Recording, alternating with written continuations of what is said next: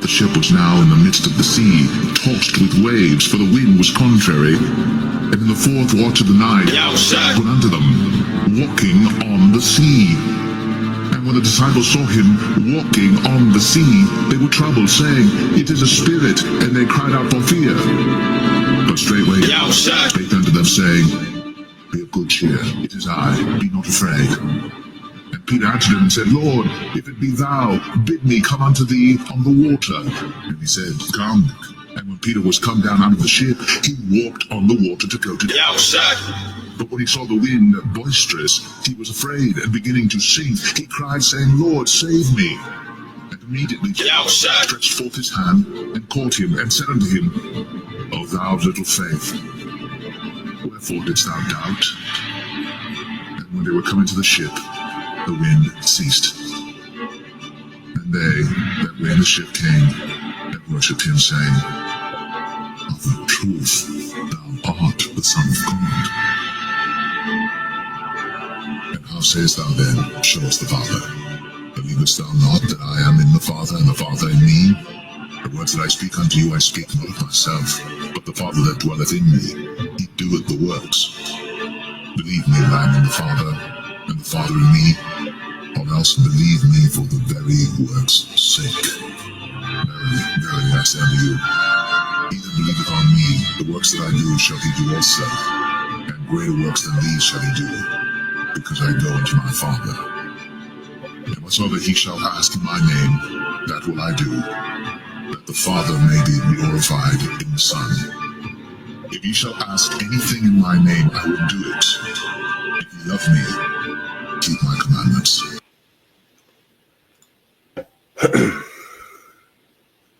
Hey, Shalom.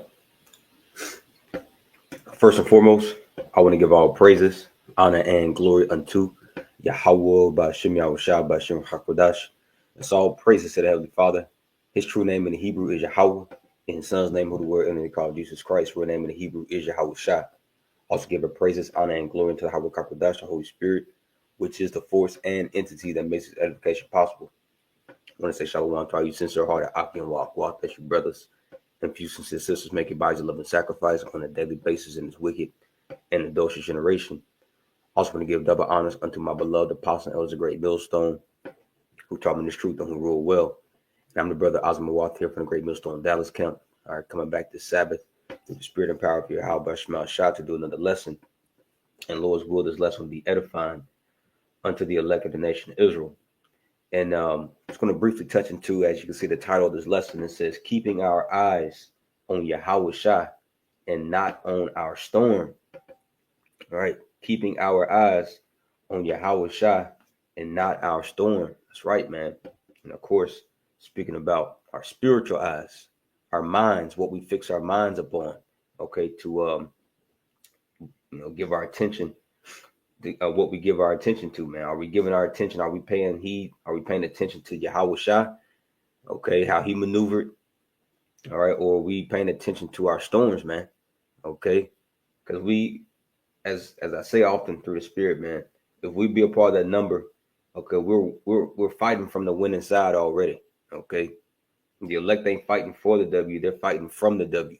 You see, and this is a trait and a characteristic and an attribute. Okay, that the elect is going to, fulfill and have. Okay, they're going to keep their eyes upon Yahawashi because it's very easy to get distracted, man. This world, okay, through, particular, cares of this life, okay, cares of your life concerning your job, okay, your woman, your children, financial situation, health infirmities, okay, anything, man. All right, it's ultimately all geared, okay, to take your eyes off of Yahawashi, and that's where we lose. Okay, that's where we lose, man, and start to sink. Okay, whenever we stop looking unto Yahawashi, and I'm pretty sure a lot of you Hakim, are already familiar with the account. Okay, Peter walking up on the water, and then he started to sink, which was going to briefly touch into that account here in the book of Matthew, the 14th chapter. But yeah, man, what basically prompted this lesson is, hell, life itself. Okay, we here. You know what I mean? We here, and things are definitely ramping up. Okay, in our personal lives, things are ramping up. Okay, on a worldwide magnitude, on a worldwide scale. Okay, so the waves are definitely getting bigger and bigger. Okay, but what does that leave us to do? Okay, are we supposed to focus on the waves, look at our situations, and oh shit, man? No, we got to keep our eyes upon Yahawashi. All right. Now, first, before we get into the book of Matthew, I'm going to grab this here in the book of Hebrews, chapter 12. All right. And Lord willing, this lesson will be edifying unto the elect out there. All right, but let's get this first in Hebrews chapter 12 and verse 1. So like in verse 2. Let's see. We'll start right here at verse 1 in the NLT. It says, therefore, since we are surrounded by such a huge crowd of witnesses to the life of faith, right? We're surrounded by a huge crowd of witnesses, man. Okay, we have, okay, of course, Yahawashi, okay, giving us this live eval, and Lord willing, that'll be a lesson. Okay, I got planned. Okay, we're underneath, okay, a live evaluation. You see, everything that we do, all right, everything that we, go through here on this side, man, the Lord is looking down. Okay, He said it, life itself, basically, okay, is nothing but a big simulation. Okay, that Yahawashi set up, and He's looking down upon the planet. He's looking down, okay, upon His sons, looking at our mindset, seeing how we maneuver, seeing the type of judgments that we make. Okay, based according to His word. You see, so this is nothing but a live simulation, a live evaluation that we're going through. All right. So we're surrounded by a huge crowd of witnesses as everybody's watching. Okay, you got Yahawashi watching. You have the innumerable amount of angels watching us. All right. You got brothers and sisters down here on earth watching us. And you got these wicked people, okay, watching us as well, wanting us to fail. You see? So with all that in mind, it says, therefore, since we are surrounded by such a huge crowd of witnesses to the life of faith, let us strip off every weight that slows us down, especially the sin that so easily trips us up. And we all know, okay, that particular vice or vices, okay, that's an offense or a stumbling block unto us, man. Okay, it could be, your own self. All right, you do a particular thing, or it could be a person that you may have in your life. Okay, whatever. We all got our own particular vices, and we know what it is. And these are the times where it has to be addressed and cut off. If it's a hindrance to us, if it's a weight that's slowing us down from this race. So it says, let us strip off every weight that slows us down, especially the sin that so easily trips us up. And let us run with endurance the race the Most High has set before us. That's right, man, because we got a marathon. This is a marathon and not a sprint. So we got to be in it for the long haul. Okay, and the only way to make it through, okay, is by looking up on Yahawashi. Verse 2. We do this by keeping our eyes on Yahawashi. See? No other way. Okay? We don't do this by trying to find comfort and alleviation and ease in the world.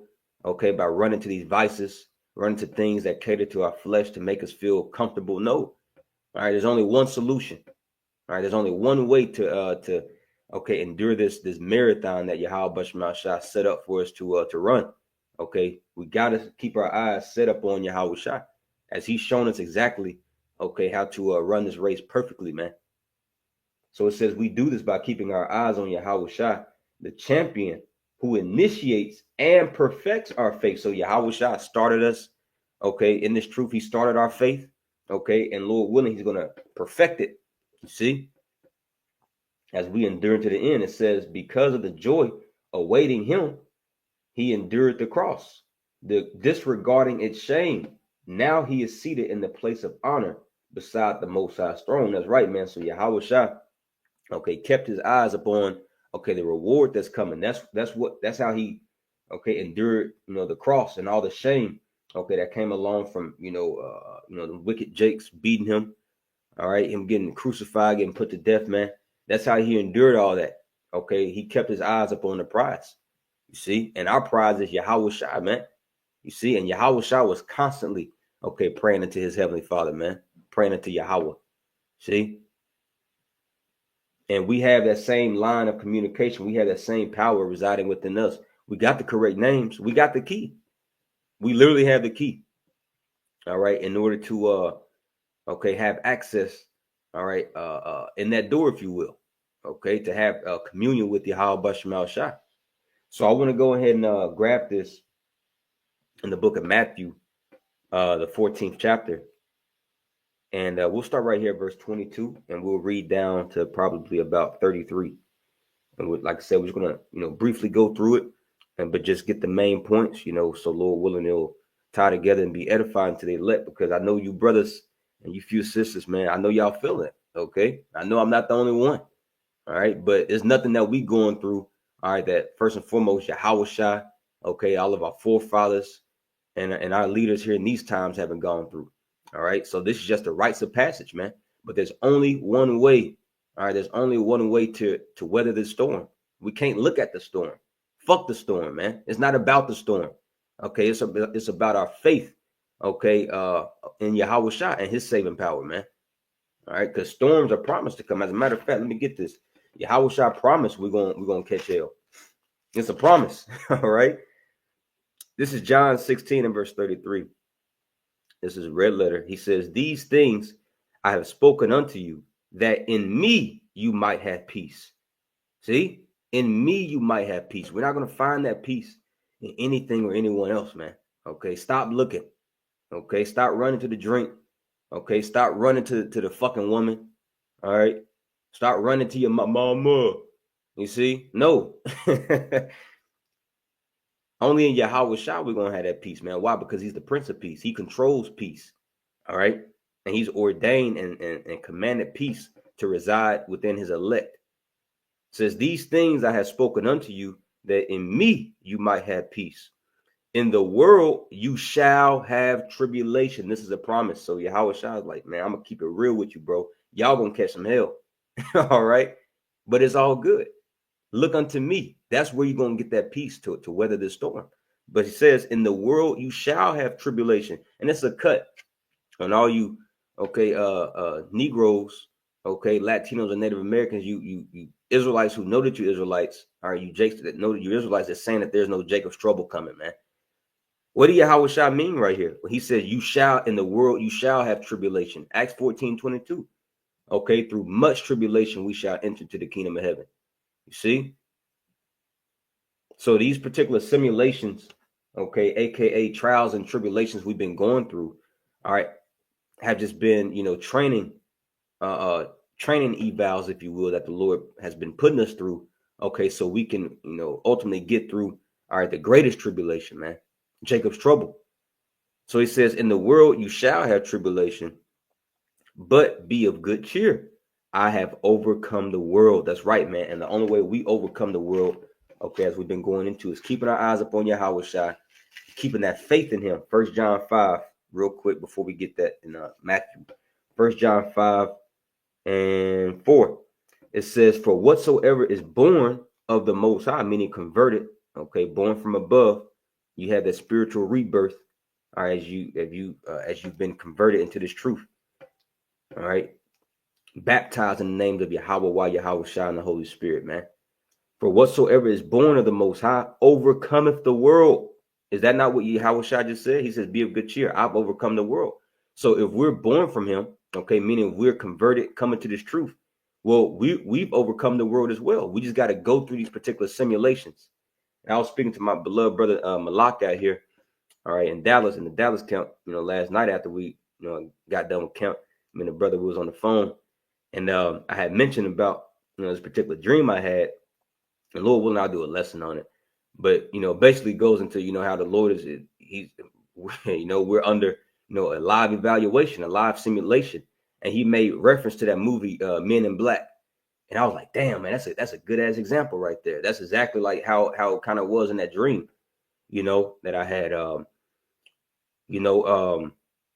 was I saying? But yeah, we've already overcome. See, through our faith. We just got to go through these particular simulations.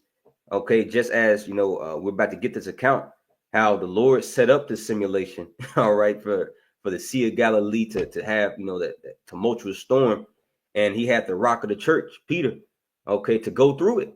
You see, so it started with the heads and every man his own order.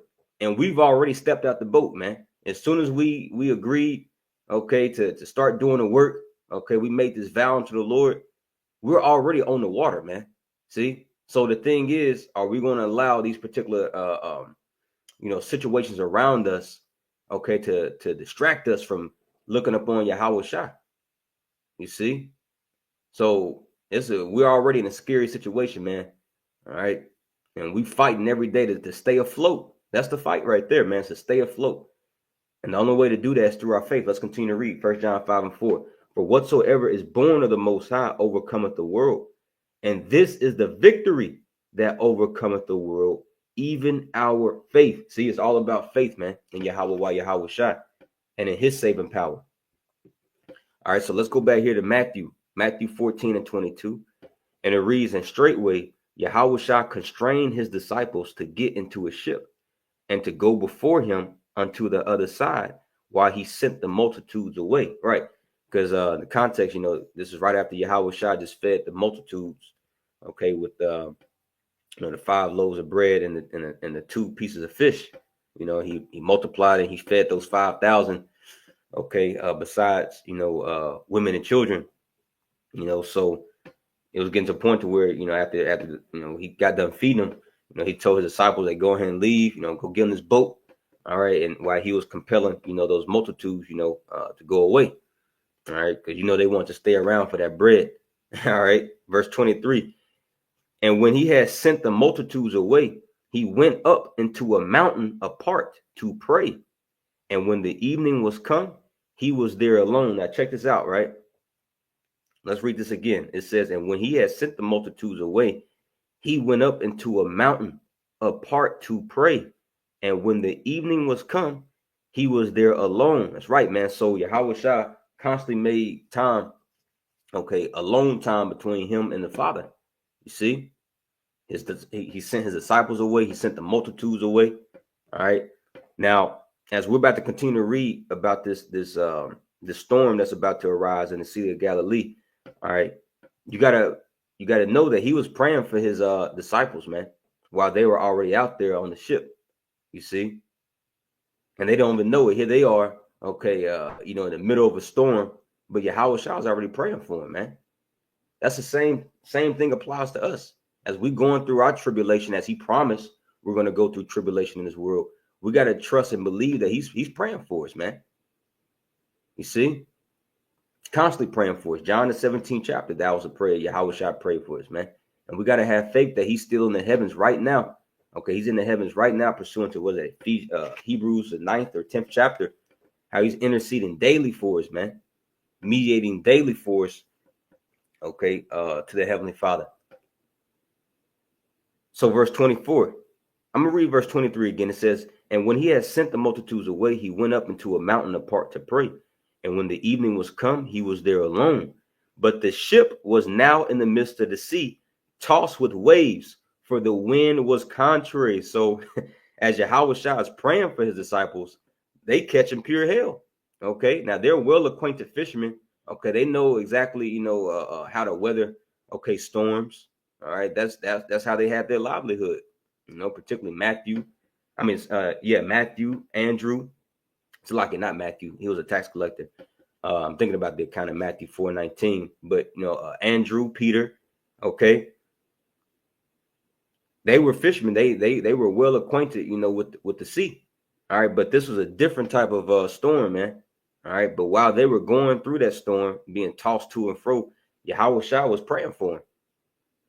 All right, so it says, verse 25, and in the 4th watch of the night, Yahawashi went unto them walking on the sea.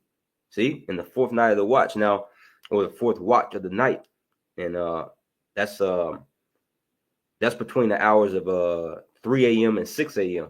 So in the wee hours in the morning, man, and you gotta imagine this in your mind, like, Yahawashi sent them on that boat, earlier, the previous day, so they were out there all day, exhausted, here they are just fighting, trying to weather this storm. Okay. In the wee hours of the morning, then Yahawashi just pops up. Okay. After he gets done praying for him, man. So it says, verse 25, and in the fourth watch of the night, Yahawashi went unto them walking on the sea. And when the disciples saw him walking on the sea, they were troubled, saying, it is a spirit. And they cried out for fear. So they didn't know, what this was. They thought this was an apparition, Verse 27, but straightway Yahawashi spake unto them, saying, be of good cheer. It is I, be not afraid. See? And Yahawashi saying the same to us, man, as we're in the storm. Okay, he's met us in the storm. He's not, what did he say? He says, I'll never leave you nor forsake you. Let me find that real quick. All right. And there's all different types of accounts we go in the scriptures, how our forefathers was going through pure hell. They were in the midst of affliction, and the Lord showed up. Okay, the 3 Hebrew young men. All right, that's probably by far one of my favorite accounts. But all throughout the scriptures, man, we've been going through the Psalms, which we got one more chapter left, which I want to say that for Friday once my Psalms for Thought channel comes back up. But all throughout the Psalms, man, King David and those other holy men giving their experiences and accounts of going through hell, going through tribulation, but how the Lord saved them, man. See, and we got that same power residing within us right now. And we have that access by faith. You see, by faith, that's how we get that access to weather the storm. But this is Hebrews 13. Hebrews 13, and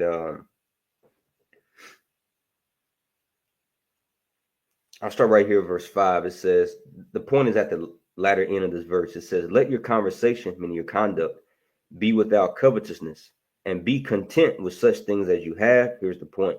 For he have said, I will never leave thee nor forsake thee. That's right, man. That's a promise. Yahawashi says, I will never leave you nor forsake thee. Matthew the 28th chapter as well. All right, but I wanted to get that because here we are as we're reading Matthew the 14th chapter, as the disciples, as they're in the midst of that storm. Okay, Yahawashi popped up and says, hey, be of good cheer, man. I'm here. It's all good. It's me. Don't be afraid. So Yahawashi, he's in the midst of our troubles, man. He's in the midst of our storms. No matter what type of hell we may be catching, it may feel like damn, man, is he watching? Is he here?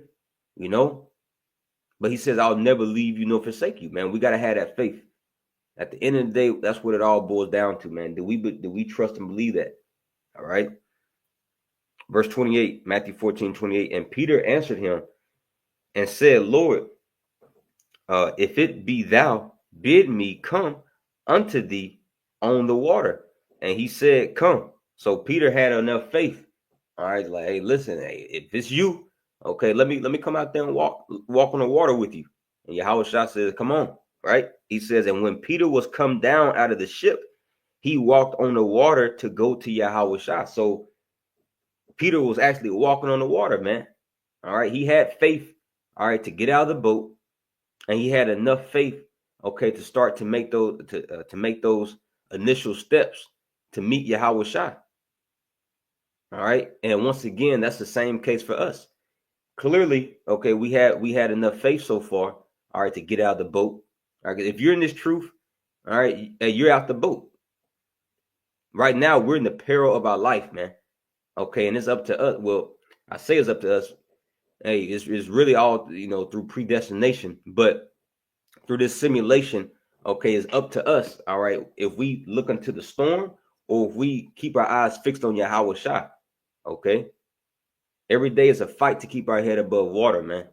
All right, like that song from Good Times, that opening song, keeping your head above waters.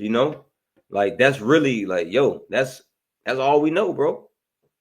See, and all these jakes, man, that's looking into okay, things that's outside of Yahawashi, okay, to try to stay afloat. The truth of the matter is that they're already sinking, man. They don't even know it. They're drowned. They're engulfed, okay, by the cares of this life. See? But as we were saying earlier, as Peter just said, he says, I'm going to read this again, verse 28. And Peter answered him and said, Lord, if it be thou, bid me to come unto thee on the water. And he said, come. And when Peter was come down out of the ship, he walked on the water to go to Yahawashi. But when he saw the wind, now check this out. But when he saw the wind, so Peter was first looking at Yahawashi, you know, he got out the boat. He was looking at Yahawashi. He was doing good. All right. But then his mind got diverted. All right. His mind got diverted off of Yahawashi and onto the storm. And once again, that's why these particular things, okay, these trials and tribulations we go through, the storms of our life, if you will, all right, that's why we got to go through them. The Lord is putting us through a simulation, all right? And Peter had to learn his lesson, starting with the rock of the church. I mean, the head of the church, all right, the rock, and every man his own order. We all got to go through this rites of passage, man. And there's going to be times where, okay, we're going to start to sink, all right? It happens to the best of us, all right? It happened to Peter. But let's see his response when he started to sink. But when he saw the wind boisterous, he was afraid, and beginning to sink, he cried, saying, Lord, out of wine, save me. See, so that was his first response, man. That was his first reaction. Okay, when he started to sink. All right. He instantly cried out to Yahawashi. Now let's see what happened after that. Verse 31. And immediately.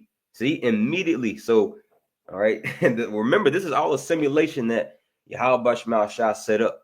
Okay, the Lord, he went up to a mountain to pray. Okay, and when he was praying for his disciples while they were already on the sea. Okay, going through that storm. While they were going through that storm, Yahawashi was in the mountain praying. Then around the fourth watch, 3 a.m. to 6 a.m., he came out there to meet his disciples. All right. And then Peter had enough faith to get out the boat, start walking to Yahawashi. Okay, but then he stopped looking at Yahawashi and he started to sink. And it says, and immediately Yahawashi stretched forth his hand, man. All right, why? Because he called upon Yahawashi. He started to look back into Yahawashi again in his mind's eye. See, that's what it's all about, in your mind's eye. Let me grab this real quick. We got it earlier in the KJ in the NLT, but I want to grab this word looking in the KJV, Hebrews 12:2. It says, looking unto Yahawashi, the author and finisher of our faith. Now, I want to get this word looking real quick. All right, we got to stay looking, man. Strong's G 872. Strong's G 872. Afarao. All right, and it says to turn the eyes away from other things and fix them on something. That's it, man. That's it. That's how we look into Yahawashi, to turn our mind's eye away from all this bullshit that we go through every day. Okay. The Lord set up this bullshit that we got to go through. All right. It's not about the bullshit. It's not about what we go through. It's about, okay, how we go through it, who we looking unto as we go through it. It's not about the storm, man. Don't look at the storm. All right. It's just a simulation, man. The Lord he's just trying to see something. All right. He's trying to see where our faith is at, man. Are you looking at me or are you looking at this bullshit, man? All right, you looking at okay, the bills that you laid on. You looking at, your job situation. You're looking at all this shit, man. You're looking at your health ailments. Are you looking at that or are you looking at me? All right, if we look at that bullshit, that's when we sink, man. All right. And we're in the flesh. All right, it happens. All right. You going sometimes, you're gonna fuck up. All right, you're gonna, your mind's gonna get diverted and you're gonna start to sink. But what is your reaction going to be when you sink, when you start to sink, man? You're going to call out to Yahawashi? Because that takes faith. Even while you're sinking, it takes faith to still call out to the Lord, man. Or you're going to just give up and just fucking drown, man. All right? That's where a lot of jakes go wrong at, man. They just give up. Like, damn, man. I guess the Lord can't save me, man. I'm starting to, nah, bro. That's the worst mindset to have, man. All right? We got to have that expectation and confidence that he's the author and finisher of our faith, just as he initiated us into this truth. All right, well, we're trusting and believing that, okay, he's going to perfect that within us, man. Philippians 1:6. All right, being confident of this very thing, that he which have begun a good work in us is faithful to perform it unto the day of Yahawashi, man. So let's continue to read here. We're almost done. Matthew 14 and verse 31. And immediately Yahawashi stretched forth his hand and caught him and said unto him, O thou of little faith, wherefore didst thou doubt? See, so now, he's getting rebuked for his little faith. But check this out. Peter had enough faith to step out on the water, to step out of the boat. He had enough faith to start walking on the water for a little bit. All right. But what made his faith, to be little, all right, is when he started to look at the storm, man, and not Yahawashi. So once again, yeah, we have enough faith, clearly, as of now. Okay, we stepped out the boat. All right. We've made the initial steps. All right, we still here. All right, but see, the test is, are we still going to look upon Yahawashi as shit continues to ramp up? All right, because it's going to ramp up, man. All right, this is just the beginning, So we got to continually, man, look upon Yahawashi. Now, let me finish this out, verse 32.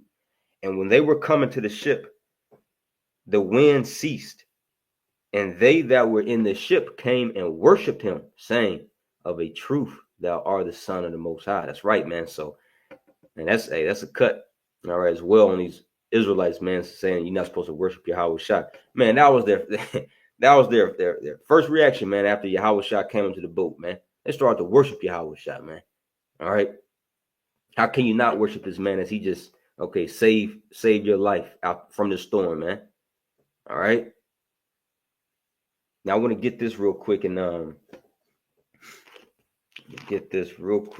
in Psalms 124.